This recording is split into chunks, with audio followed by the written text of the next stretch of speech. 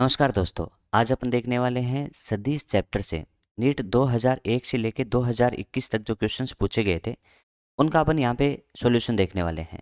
सदिश चैप्टर अपन जानते हैं कि बेसिक की तरह काम आता है, यानी अपन कह सकते हैं कि सदिश चैप्टर का हर एक चैप्टर में बहुत अच्छे से योगदान होता है, क्योंकि हर एक गणना के अंदर सदिश योग, सदिश घटाओ या सदिश गुणन के नियम लागू हो जाते हैं।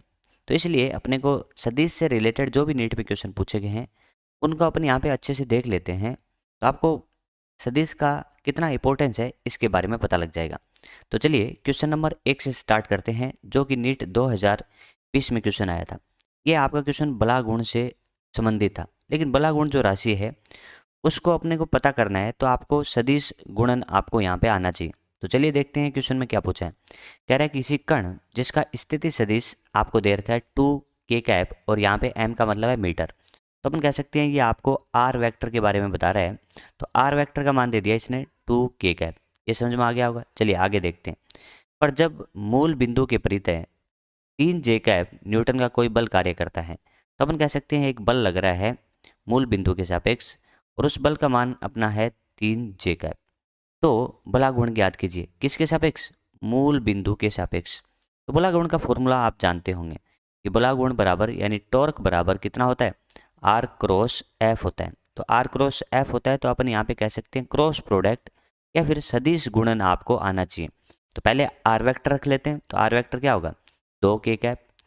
क्रॉस प्रोडक्ट करना है तो आप कह सकते हैं 2 k क्रॉस यहाँ पे एफ की जगह 3 j। अब ये आपको आना चाहिए। देखिए 2 और 3 तो सिंपल हो जाएगा 6, लेकिन यहाँ पे आपको क्या आना चाहिए? के क्रॉस जे आना चाहिए। तो के क्रॉस जे क्या होता है? इसको अपन सदिश के अंदर इस नियम से जानते हैं कि इस तरीके से मान लीजिए ये अपना आई कैप हो, ये अपना जे कैप हो और ये अपना के कैप हो।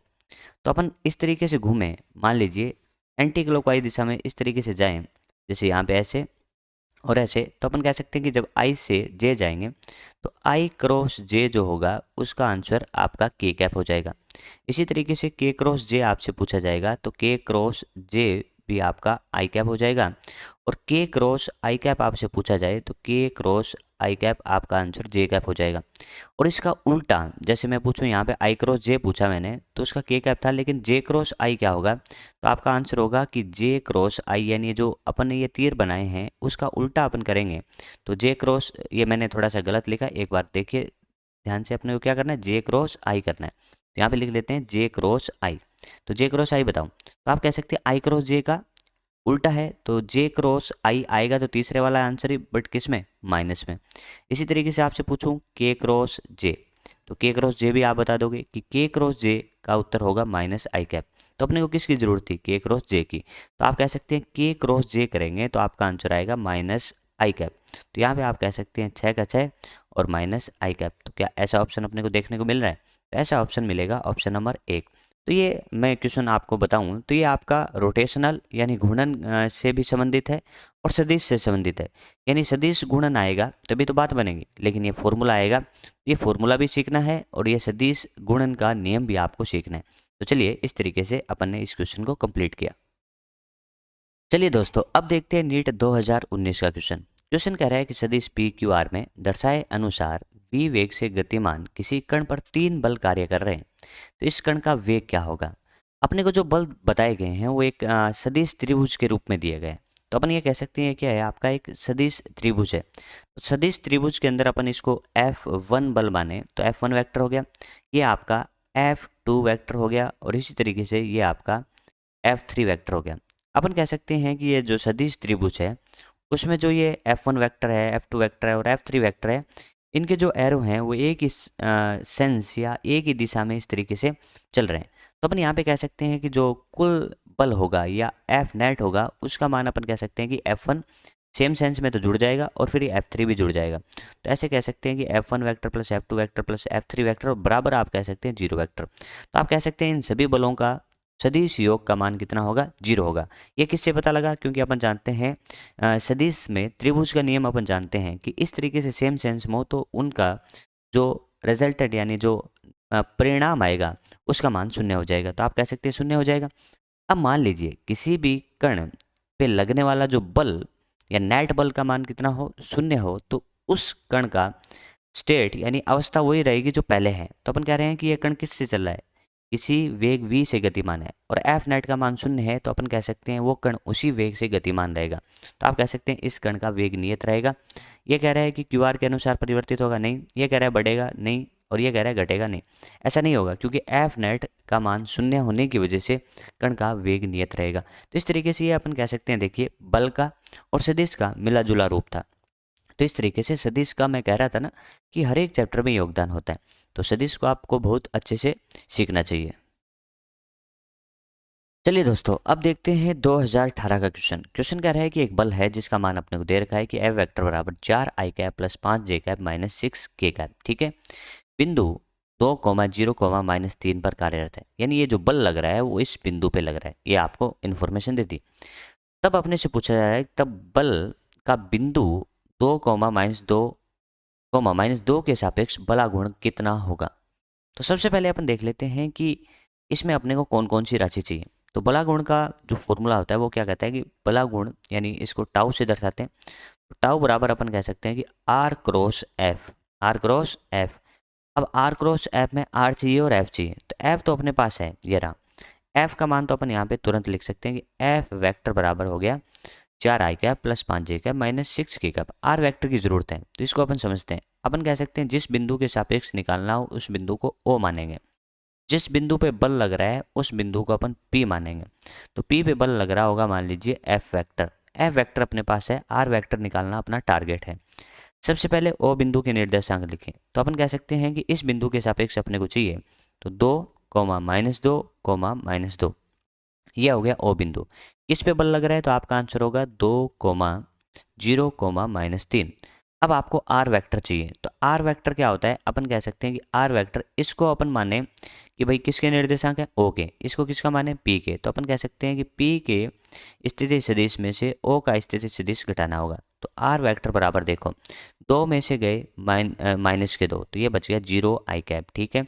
0 --2, तो ये बच गया आपका प्लस का 2 जे कैप। फिर -3 माइनस और माइनस का 2, तो आपका बच गया माइनस का के कैप। ये आपको अच्छे से घटाना आना चाहिए, ठीक है। ये आर वेक्टर हो गया। अब इसको करने के लिए अपन सारणिक मेथड यूज करते हैं, जिसमें कहते हैं कि आई कैप लिख लो, जे कैप लिख लो, के कैप लिख लो, और इस बॉक्स के अंदर आपको सबसे पहले आर के जो वैल्यू है वो डालनी है। कैसे रखेंगे, तो सबसे पहले यहाँ पे देखो आई कैप का गुणांक कितना होगा 0, जे कैप का कितना होगा 2, के कैप का कितना होगा -1। अब आ जाओ एफ वेक्टर कि एफ वेक्टर का क्या होगा, तो एफ वेक्टर के अंदर कह सकते हैं 4, ये 5 और ये माइनस का 6। अब इस को आपको क्या करना चाहिए, हल करना आना चाहिए। तो हल करने का तरीका क्या होता है, तो ये मैथ में सिखाया जाता है, तो अपन यहाँ पे डायरेक्ट यूज करने वाले हैं। तो अपन कह सकते हैं यहाँ पे प्लस लिखो, यहाँ पे माइनस लिखो और यहाँ पे प्लस लिखो। सबसे पहले आप क्या करिए कि आई कैप को लेके आओ, तो आई कैप, और आई कैप के लिए लेके आओ तो आई कैप की जो ये आपकी रो है और पंक्ति जिसको बोलते हैं, ये आपका कॉलम है, तो रो और कॉलम को छोड़ दो। रो और कॉलम को छोड़ के 2 इंटू -6 करो, तो आपका आंसर होगा 2 इंटू -6 होगा माइनस का 12। फिर आप क्या करना है, माइनस का साइन लगाना है, और फिर 5 इंटू -1 करो, तो 5 इंटू -1 आपका होगा माइनस का 5। ये समझ में आ गया होगा आपको। क्या करना है, देखो 2 इंटू -6 माइनस का 12 माइनस फॉर्मूले का 5 इंटू -1 -5, इस तरीके से हो गया। अब आपको क्या करना है, दूसरा ऑपरेशन परफॉर्म करना है जिसके अंदर माइनस जे कैप। तो सबसे पहले माइनस जे कैप। अब क्या करना है कि माइनस जे कैप करना है, तो माइनस जे कैप वाला क्या कर दो, ये वाला कॉलम छोड़ दो और ये वाली रो छोड़ दो। अब आप कहोगे 0 इंटू 6 0 हो जाएगा, माइनस फॉर्मूले का 4 इंटू देखिए 0 इंटू 6 और 4 इंटू -1, तो ये आपका आएगा माइनस का 4 और ये इतना हो गया। अब आ जाइए किस पे, के कैप पे। तो के कैप का सॉल्व करेंगे तो के कैप वाला रो और के कैप वाला कॉलम आप छोड़ देंगे, तो 0 इंटू 5 आपका होगा 0, माइनस का साइन 4 इंटू 2 आपका माइनस का 8। तो इस तरीके से जब इसको सॉल्व करते हैं तो टाउ बराबर या टॉर्क वेक्टर बराबर, अब यहाँ से सॉल्व करेंगे तो -12 में से प्लस का 5 गया, तो आपका आंसर आया माइनस का 7। ये -7 आई कैप आ गया, ठीक है। यहाँ से देखो तो माइनस माइनस प्लस फिर वापस माइनस, तो आप कह सकते हो माइनस का 4 जे कैप, ठीक है। इसी तरीके से आप कह सकते हो -8 के कैप। तो ये आपका उत्तर आ गया। तो सभी के सभी माइनस है, -7 आई कैप, तो 7 आई कैप इसमें और इसमें तो है ही नहीं, तो इसमें है लेकिन इसमें 8 लिख दिया बाद में, तो ये गलत हो गया। तो -7 आई कैप -4 जे कैप -8 के कैप इसका सही उत्तर होगा। तो इस तरीके से अपन कह सकते हैं कि 2020 में भी ऐसा ही क्वेश्चन था और 2018 में भी था। तो 2018 वाला जो अच्छे से करके गया था वो 2020 में बहुत अच्छे से इस क्वेश्चन को कंप्लीट करके आया होगा। तो ये इसका इंपॉर्टेंस है कि भाई अपन जो पीछे के सालों के क्वेश्चन करके जाते हैं तो आने वाले सालों में क्वेश्चन वैसे से रिपीट होते हैं, तो उसको अपन बड़ी आसानी से कर सकते हैं। यदि ये वीडियो आपको अच्छा लग रहा है तो इस वीडियो को लाइक करें और अपने इस प्यारे से चैनल को सब्सक्राइब करें। तो दोस्तों अब चलते हैं नीट 2016 के क्वेश्चन की तरफ। क्वेश्चन क्या कह रहा है कि यदि दो सदिशों के योग का परिमाण, यानी दो सदिशों के योग का परिमाण यानी मैग्नीट्यूड, उन दो सदिशों के अंतर के परिमाण यानी मैग्नीट्यूड के बराबर है, तो इन सदिशों के बीच कोण क्या होगा। तो जैसे क्वेश्चन बोल रहा है ना वैसे वैसे लिखते जाइए और फिर इसको सॉल्व कर दीजिए। तो अपन कह सकते हैं कि जैसे ए वेक्टर है और ये प्लस बी वेक्टर है, तो ये अपन कह सकते हैं दो सदिशों का सदिश योग है। अब इसका परिमाण आपको लेना है, तो परिमाण लेने के लिए आप ऐसे मोड लगा सकते हैं। तो ए वेक्टर प्लस बी वेक्टर का परिमाण हो गया। ये बराबर किसके है, ए वेक्टर माइनस बी वेक्टर, यानी सदिश के अंतर के परिमाण के लिए मैंने ऐसे लगा दिया। अब इसको सोल्व करते हैं। भाई इसको सोल्व करेंगे तो अपन सिंपल सी भाषा में कह सकते हैं कि इसका आंसर तो क्या होता है, ए का होल स्क्वायर प्लस बी का whole square plus 2ab cos theta. ये फॉर्मूला आप जानते हैं कि ए प्लस बी का जो मैग्नीट्यूड होगा वो कैसे दिया जाएगा, a square plus b square plus 2ab cos theta. अब आगे बढ़ते हैं, इसको सोल्व करो तो इसका भी फॉर्मूला अपन जानते हैं, a square plus b square minus 2ab cos theta. अब क्या करना चाहिए, आपको दोनों तरफ होल स्क्वायर कर देना चाहिए। तो दोनों तरफ होल स्क्वायर करेंगे तो यहाँ पे a square plus b square plus 2ab आपका cos थीटा हो जाएगा, और इस साइड हो जाएगा a square plus b square minus का 2ab cos थीटा। ठीक है, अब यहाँ पे कह सकते हैं कि a square plus b square, ये a square plus b square cancel out हो गया, 2ab cos थीटा और माइनस 2ab cos थीटा मिलके हो गए 4ab cos थीटा, और बराबर हो गया दोस्तों 0। अब इसको सोल्व कर लो तो आप कह सकते हो 4ab में 4 धनात्मक है, ए धनात्मक है क्योंकि ए सदिश ए का परिमाण है और बी भी सदिश बी का परिमाण है, तो ये धनात्मक होंगे, तो अपन कह सकते हैं इसको 0 में भेज सकते हैं। तो cos थीटा बराबर कितना आ गया, 0। अब आपको ये पता होना चाहिए कि cos थीटा 0 कब होता है, तो cos थीटा 0 पे तो 1 होता है, लेकिन cos थीटा जब 90 हो, यानी थीटा जब 90 हो तब cos का मान 0 होता है। तो आप कह सकते हैं थीटा का मान कितना होगा, 90 डिग्री। तो इस तरीके से अपन कह सकते हैं कि ए वेक्टर तथा बी वेक्टर के बीच का जो कोण होगा वो आपका 90 डिग्री हो जाएगा। तो चलिए दोस्तों आगे वाला क्वेश्चन देख रहे हैं। क्वेश्चन में कह रहे हैं कि यदि सदिश ए वेक्टर बराबर कोस omega T I cap plus sine omega T J cap, यानी ये आपको ए वेक्टर दे रखा है, तथा सदिश जो है वो बी वेक्टर भी आपको दे रखा है कोस ओमेगा टी बटा 2 आई कैप साइन ओमेगा टी बटा 2 जे कैप समय के फलन है, तो टी का वह मान ज्ञात करिए जिस पर यह सदिश परस्पर लंबकोणिक हो, यानी एक दूसरे के लंबवत हो। अपन जानते हैं कि जब जब ए वेक्टर तथा बी वेक्टर ए वेक्टर तथा बी वेक्टर एक दूसरे के लंबवत हो तो उनका जो डॉट प्रोडक्ट है यानी जो अदिश गुणन है उसका मान कितना होता है, 0 होगा। तो ए डॉट बी कितना होगा, 0।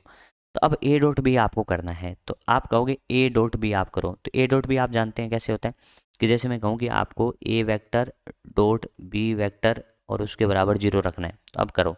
तो आप कहोगे ए डॉट बी में आई कैप के साथ होता है और जे कैप के साथ होता है। तो यहाँ से आप कह सकते हैं कि कोस omega T into cos omega T बटा 2, ये आई कैप को आई कैप से कर दिया। अब जे कैप को जे कैप से कर दो, तो प्लस का साइन ओमेगा टी गुणा साइन ओमेगा टी बटा 2 और बराबर क्या लिखा हुआ है, 0।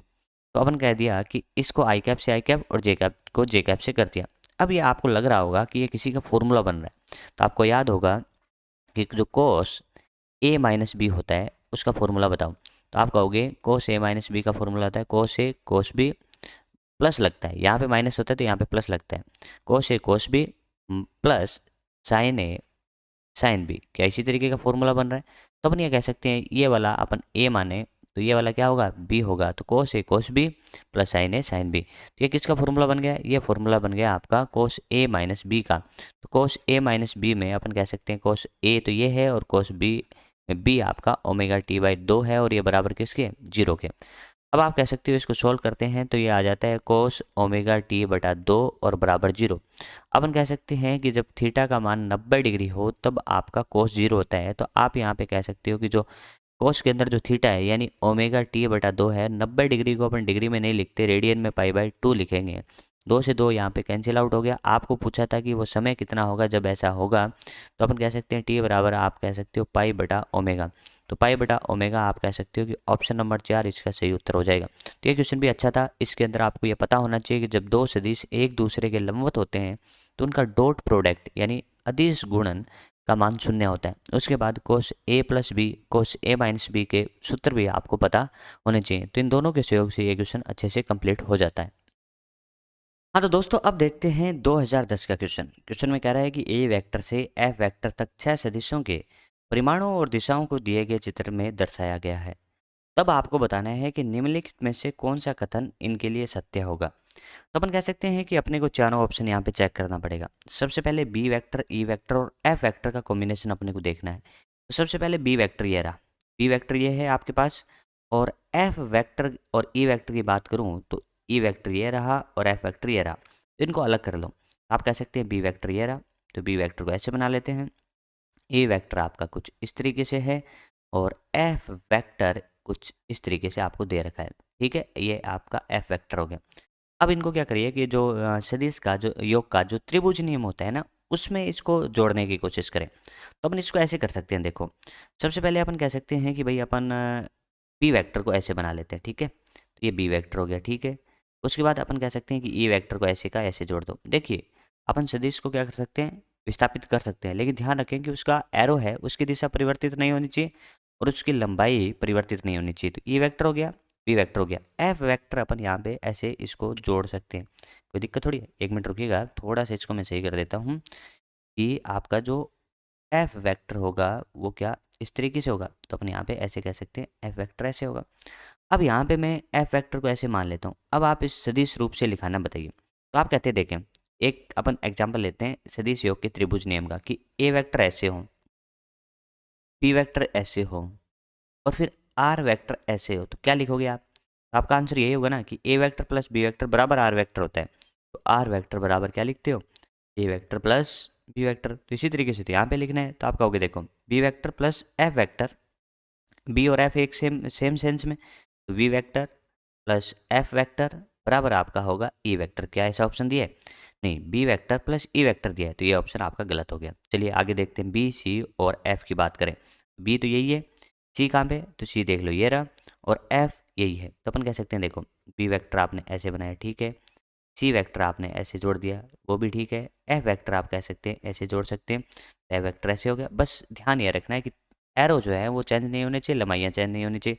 अब इससे क्या लिख सकते हैं, अपन कह सकते हैं सेम सेम वाले एक तरफ हो जाएंगे। तो इसके केस में तो देखो सभी सेम ही है, तो यहाँ पे तो ऐसा आएगा बी वेक्टर प्लस है, सी वेक्टर है प्लस है, एफ वेक्टर है बराबर है 0। तो इस तरीके से लिखेंगे B vector plus C vector plus F vector बराबर 0। और इसको इधर लेके जाएं तो B vector plus C vector minus F vector. तो ऐसा तो ऑप्शन में नहीं है, तो ये भी गलत ऑप्शन हो जाता है।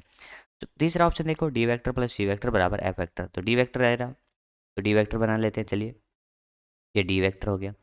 उसके बाद किसको बनाना है, सी वेक्टर। चलिए ये बना लिया सी वेक्टर, ये सी वेक्टर हो गया। उसके बाद अपने को बनाना है क्या, एफ वेक्टर। तो इसको मैं थोड़ा सा एफ वेक्टर को लिखना है, तो ये वाले में सेट नहीं होगा, तो अपने इसको थोड़ा सा और सही से कर लेते हैं। देखो ऐसे कर लेंगे, क्या दिक्कत थोड़ी है, बताओ आप। सी वेक्टर ऐसे, पी वेक्टर आपका ऐसे और फिर आपका एफ वेक्टर कैसे करें। ये भाई वापस से गलत हो रहा है अपना। तो थोड़ा सा मैं क्या करता हूँ कि एक मिनट रुकिएगा, थोड़ा सा जस्ट ए मोमेंट रुके। मैं क्या करता हूँ देखो, अपन कुछ ऐसा करते हैं कि बी वेक्टर को यहाँ पे बना लेते हैं, B vector sorry D vector को यहाँ पे, ये रहा डी वेक्टर। अब बन जाएगा आपका एफ वेक्टर ऐसे। ये थोड़ा सा आपको ध्यान रखना पड़ेगा ना। एफ वेक्टर बन गया। अब यहाँ से लिख के बताओ, आप कहोगे देखो C vector plus F vector बराबर होगा डी वेक्टर के। तो ऐसा तो ऑप्शन में नहीं है, C vector plus F vector बराबर डी वेक्टर, इसका उल्टा है, तो ये भी ऑप्शन गलत हो गया। अब आखिरी ऑप्शन बचता है, इसको देख लेते हैं। इसमें डी वेक्टर है तो डी ये रहा, ठीक है, ई वेक्टर ये रहा और आपका एक एफ वेक्टर है। तो आप कह सकते हैं कि इसको अपन सेटल करें तो किस तरीके से कर सकते हैं। देखो सबसे पहले अपन कहेंगे कि किसको बनाएं, अपन बना लेते हैं भाई एफ वेक्टर को ही। चलो एफ वेक्टर आपका इस तरीके से रहेगा, क्योंकि एरो चेंज नहीं होने चाहिए, लंबाई चेंज नहीं होनी। अब इसके साथ डी वेक्टर और ई वेक्टर, तो अपन कह सकते हैं डी वेक्टर ऐसे आ जाएगा और ई वेक्टर इस तरीके से आ जाएगा। तो अब यहाँ से लिख दो, तो आप कहोगे इस केस में सिंपल है कि E vector plus D vector बराबर होगा एफ वेक्टर। क्या ऑप्शन में ऐसे ही दिया, हाँ डी प्लस ई, तो ई प्लस डी लिखो चाहे डी प्लस ए लिखो, बात तो एक ही है, और बराबर एफ वेक्टर। तो इसका ऑप्शन नंबर आपका 4 सही हो जाएगा।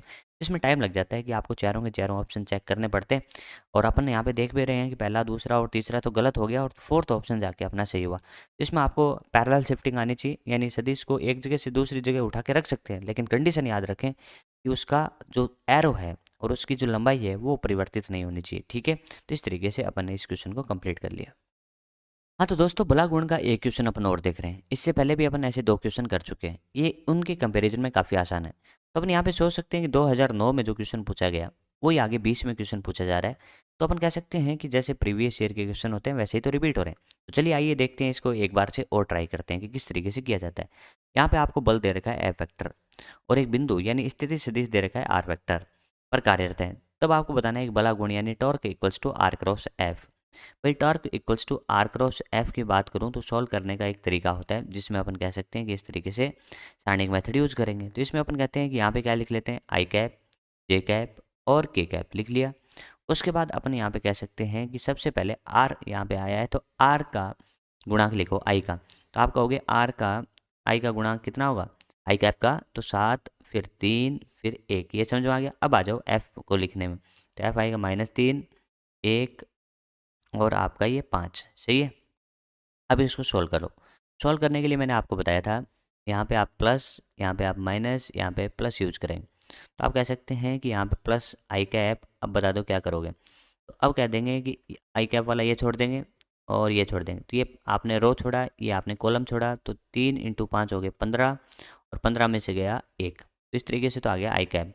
इसी तरीके से अब कहेंगे माइनस जे कैप, ये माइनस कहाँ से आया, ये अपना रूल है तो माइनस जे कैप। अब इसी तरीके से और इसको सोल्व करो, तो आप कहोगे देखो जब जे कैप की बारी आएगी तो क्या करेंगे, तो जे कैप वाली ये वाला है, इसको मैं थोड़ा सा अलग बनाता हूँ। देखो किस किस को आपको छोड़ना है, इसको छोड़ देना है इस बार और इसको छोड़ देना है, ठीक है।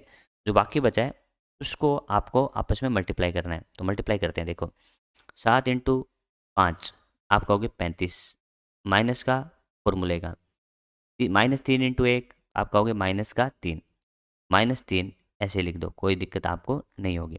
चलो आगे बढ़ते हैं, आगे अपन सीखते हैं के कैप।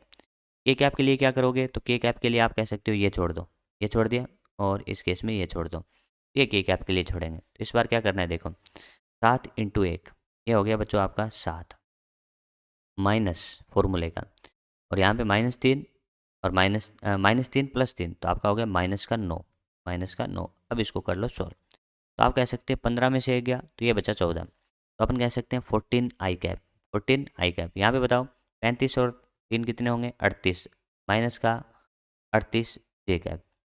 यहाँ पे बताओ तो आप कहोगे 9, 9 और 7 16, 16 के कैप। ऐसा आंसर देख लो, ऐसा आंसर देखें तो 14 आई कैप, भाई इसमें तो माइनस का है, इसमें है ही नहीं, इसमें ही नहीं है, तो ये लग रहा है सही होगा 14 आई कैप -38 यानी 38 जे कैप और 16 के कैप। तो ऑप्शन नंबर 1 इसका सही हो जाएगा। ऐसे क्वेश्चन अपन ने पहले भी करे थे, अब भी कर रहे हैं, तो काफ़ी आसान होते हैं, एक बार बस प्रैक्टिस का आपको ज़रूरत होगा। चलिए दोस्तों एक क्वेश्चन अपन और ले रहे हैं। क्वेश्चन है AIPMT 2007 का, और क्वेश्चन में बोला है कि यदि a क्रॉस b का परिमाण यानी मैग्नीट्यूड बराबर है √3 a vector dot b vector के, तब आपको बताना है कि a + b का परिमाण यानी मैग्नीट्यूड क्या होगा। तो चलिए इसको सॉल्व करते हैं। सबसे पहले ये जो आपको दिया है इसको सॉल्व करो, यहाँ से कुछ इन्फॉर्मेशन आपको मिल जाएगी। तो अपन यहाँ पे कह सकते हैं अपने को दिया क्या है, a क्रॉस b किया है और फिर उसका मोड ले लिया और बराबर इसने लिख दिया √3 a vector dot b vector. अब एक बात बताओ यहाँ पे कि a क्रॉस b है तो उसका जो मैग्नीट्यूड है वो क्या अपन लिख सकते हैं ए बी साइन थीटा, क्योंकि अपन जानते हैं कि a क्रॉस b क्या होता है कि सदिश आंसर होता है, तो सदिश में दिशा भी होती है, लेकिन यहाँ पे अपने को मैग्नीट्यूड की आवश्यकता है, तो ए बी साइन थीटा बराबर आप लिख सकते हो √3 और a डॉट बी आप सभी जानते हो कि ए बी कोस थीटा होता है। यहाँ पे आप कह सकते हो ए बी से ए बी कैंसिल आउट हो गया और साइन थीटा बटा यहाँ पे अपन कह सकते हैं कोस थीटा को इधर भेज दिया अपन ने और बराबर √3, तो आप कह सकते हैं यहाँ से tan थीटा बराबर आंसर आ रहा है √3। तो थीटा बराबर कितना आंसर आ रहा है, थीटा बराबर आपका आंसर आ रहा है 60 डिग्री। तो थीटा बराबर आ गया 60 डिग्री। इस 60 डिग्री का यूज यहाँ पे कर लेते हैं। तो आपको पता क्या करना है, आपको पता करना है ए वेक्टर प्लस बी वेक्टर का परिमाण। तो इसका तो फॉर्मूला ही होता है, अपन सभी जानते हैं कि ए का होल स्क्वायर प्लस बी का होल स्क्वायर प्लस 2ab और कोस थीटा का मान। ठीक है, तो चलिए रखते हैं। तो अपन कह सकते हैं, देखो क्या होगा, ए स्क्वायर का a square b square plus 2ab और कोस कितना 60 डिग्री। कोस 60 कितना होगा, कोस 60 अपन कह सकते हैं 1/2 होगा। कोस 60 कितना होगा 1/2। 1/2 होगा तो अपन यहाँ पे कह सकते हैं 2 से 2 कैंसिल आउट हो गया और आपका सही उत्तर आ गया बच्चों रूट में a square plus b square plus a b. क्या ऐसा ऑप्शन दिया गया है? तो आप कह सकते हैं, देखो ए स्क्वेयर प्लस बी स्क्वेयर, इसके अंदर तो 1/√3 है तो ये सही नहीं होगा, ये वैसे ही गलत हो गया। इसके अंदर √3 लिखा है तो अपन कह सकते हैं अपना तो ए बी है ओनली, तो a square plus b square a b का क्या है ये रूट, तो ऑप्शन नंबर 4 इसका सही हो जाएगा। तो ये आपका दोनों देखिए, यहाँ पे आपको सदिश गुणन पूछा, यहाँ पे अदिश गुणन पूछा, यहाँ पे आपको सदिश योग पूछ लिया, तो मिला जुला क्वेश्चन था कि सारी चीज़ें आपको बहुत अच्छे से आती है या नहीं। हाँ तो चलिए दोस्तों, अब देखते हैं AIPMT 2006 का क्वेश्चन। ऐसा क्वेश्चन लैंग्वेज की फॉर्म में 2016 में आ चुका है, तो अपन कह सकते हैं 6 का क्वेश्चन 2016 में आया, तो रिपीट ही हो गया एक प्रकार से। तो चलिए, इस क्वेश्चन को अपन ने पहले भी किया था, लेकिन पहले इसमें लैंग्वेज की फॉर्म में था और इस केस में थोड़ा आसान है, क्योंकि इसमें दिया है कि आपको ये वाला और इसके बराबर है। तो पढ़ते हैं क्या दिया है कि सदिश ए वेक्टर और बी वेक्टर इस प्रकार हैं कि ए प्लस बी यानी ए वेक्टर प्लस बी वेक्टर ये सदिश योग होगा और मोड का मतलब परिमाण होगा यानी मैग्नीट्यूड। इसी तरीके से सदिश अंतर ए वेक्टर माइनस बी वेक्टर और उसका परिमाण ये दोनों बराबर हैं, तो ए वेक्टर और बी वेक्टर के बीच का कोण क्या होगा। सबसे पहले इसी ऑपरेशन को सॉल्व करते हैं।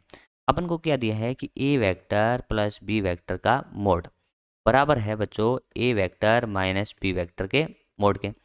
इसका आंसर क्या होगा, तो आप सभी जानते हैं कि इसमें अपन इसको सॉल्व करें तो ये परिमाण आपको लेना आता है, तो a square plus b square plus 2ab cos theta, सभी आप जानते हैं इसको इस तरीके से किया जाता है। अब इसके बाद देखें, आगे देखें तो इस वाले को कैसे करेंगे, तो ये तो अंतर वाला है, तो a square plus b square minus 2ab cos theta, a square plus b square minus 2ab cos theta, दोनों साइड होल स्क्वायर कर दो। तो होल स्क्वायर करते ही क्या हो जाएगा, a square plus b square plus 2ab cos theta बराबर हो जाएगा a square plus b square minus 2ab cos theta. ये बात है। अपन यहाँ पे कह सकते हैं इससे क्या हो गया, कैंसिल आउट हो गया, तो 2ab cos थीटा इधर है, इधर माइनस 2ab cos थीटा है, तो अपन कह सकते हैं कि दोनों को एक तरफ लाएं तो 4ab cos थीटा बराबर 0। अब आप कह सकते हो 4 धनात्मक है, ए बी में ए वेक्टर का परिमाण है, बी आपका बी वेक्टर का परिमाण है, तो ये भी धनात्मक होगा, तो ये दोनों के दोनों 0 में चले गए, तो cos थीटा बराबर 0। तो आप कह सकते हैं cos थीटा 0 कब होता है, जब थीटा का मान 90 डिग्री होता है, तो आप कह सकते हैं थीटा का मान 90 डिग्री। तो ऑप्शन नंबर 1 इसका सही हो जाएगा। तो अपन कह सकते हैं कि 2006 का क्वेश्चन ये था जो कि 16 में रिपीट हुआ, तो अपन कह सकते हैं कि प्रीवियस ईयर काफ़ी इंपॉर्टेंट हो जाते हैं। तो यदि आपको ये वीडियो अच्छा लगे तो इसको लाइक करें और अपने इस प्यारे से चैनल को सब्सक्राइब करें। तो चलिए दोस्तों, अब देखते हैं 2005 का क्वेश्चन। क्वेश्चन कह रहा है कि यदि सदिश ए वेक्टर और बी वेक्टर के बीच का कोण थीटा हो तो आपको बताना है कि B cross A dot A vector, यानी सबसे पहले आपको बी क्रॉस ए करना है, यानी आपको सदिश गुणन करना है, उसके बाद आपको डॉट प्रोडक्ट यानी अदिश गुणन करना है। तो चलिए अपन सदिश गुणन का कुछ प्रॉपर्टी या गुण धर्म जानने की कोशिश करते हैं। जैसे अपने को बोला है कि बी क्रॉस ए करना है, तो इसका क्या होता है कि जैसे मान लीजिए कि ए वेक्टर ऐसे है, ए वेक्टर ऐसे है और मान लीजिए बी वेक्टर ऐसे है, तो अपन कह सकते हैं दो सदिश हमेशा एक तल के अंदर होते हैं और इनके बीच का कोण मान लीजिए कितना है, थीटा है, दिया भी है कि कोण थीटा है।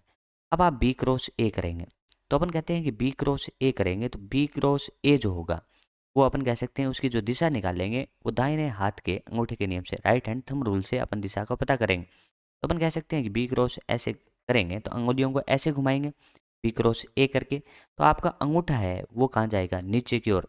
तो अपन कह सकते हैं बी क्रॉस ए जो वेक्टर है, बी क्रॉस ए जो वेक्टर है उसकी जो दिशा है वो अपन कह सकते हैं कि अंदर की ओर, अंदर की ओर और तल के लंबवत, अंदर की ओर तल के लंबवत, ये कहानी हो गई। ठीक है, अब देखो अंदर की ओर तल के लंबवत बी क्रॉस ए होगा, ए वेक्टर तो अपन कह सकते हैं ना इसी तल में, तो आप कह सकते हो कि चाहे ए क्रॉस बी हो चाहे बी क्रॉस ए हो, ये हमेशा तल के लंबवत होते हैं। और कौन से तल के लंबवत, जिस तल में ए और बी होते हैं।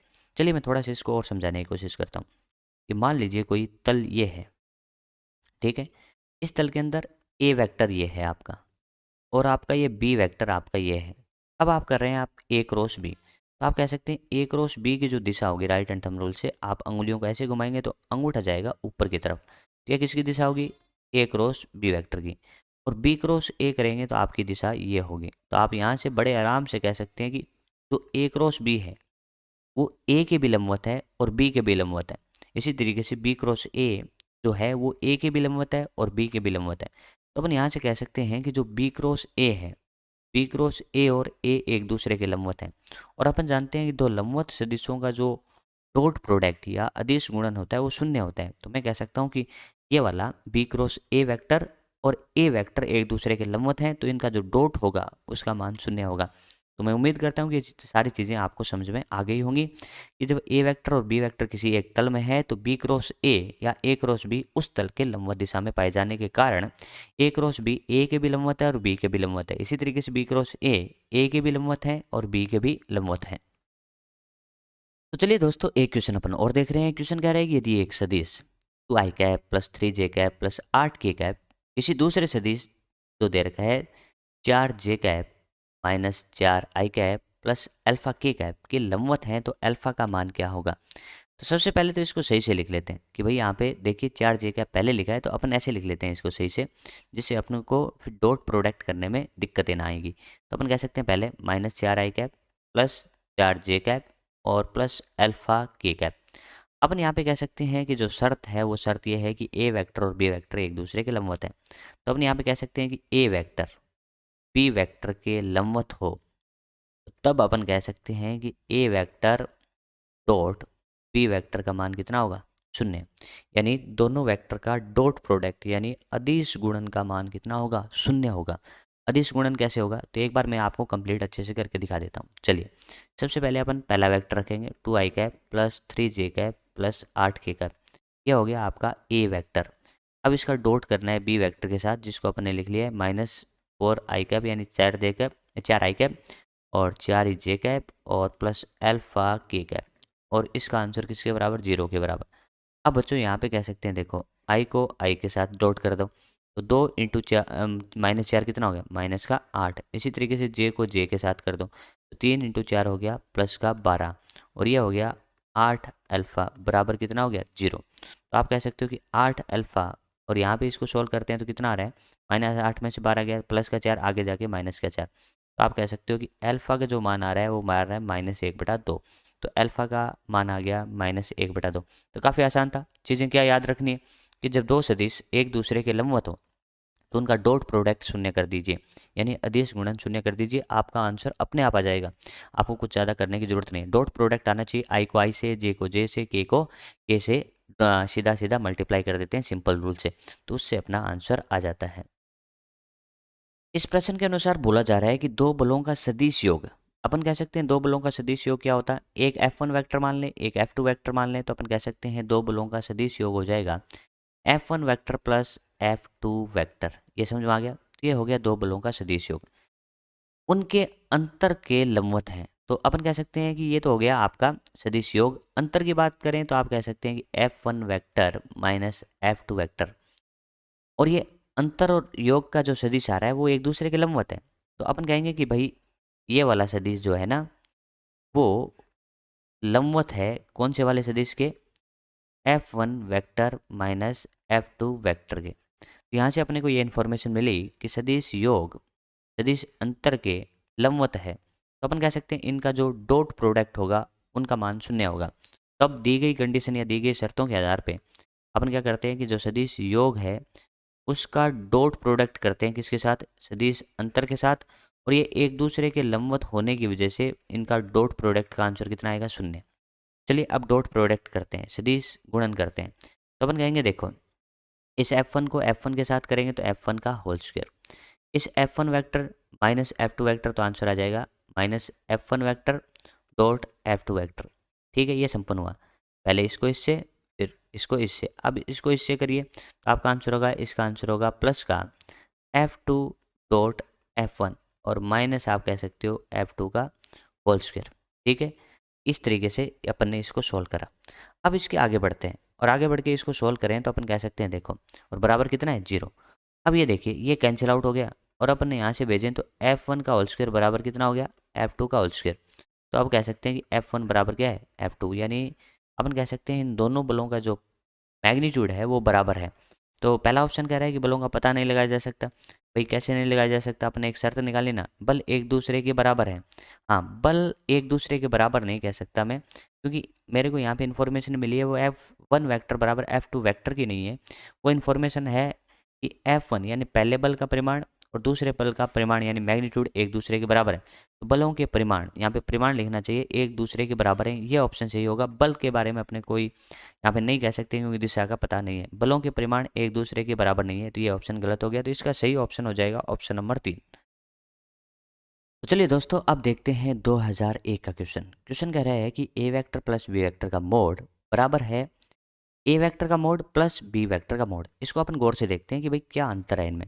तो यहाँ पे अपन कह सकते हैं कि पहले ए वेक्टर प्लस बी वेक्टर किया गया यानी सदिश योग का परिमाण है, लेकिन यहाँ पे अपन कह सकते हैं कि ए वेक्टर का परिमाण है और फिर यहाँ पे बी वेक्टर का परिमाण है, इसको अलग अलग जोड़ा गया। इसको अपन सिंपल रूप में लिखें तो अपन कह सकते हैं, इसको कह सकते हैं कैसे, फॉर्मूले के रूप में अपने को पता है ना कि सदिश योग का परिमाण का फॉर्मूला क्या होता है, a square plus b square plus 2ab cos theta. ठीक है, और इसको अपन कह सकते हैं कि ए वेक्टर का परिमाण ए लिख दो और बी वेक्टर का परिमाण बी लिख दो।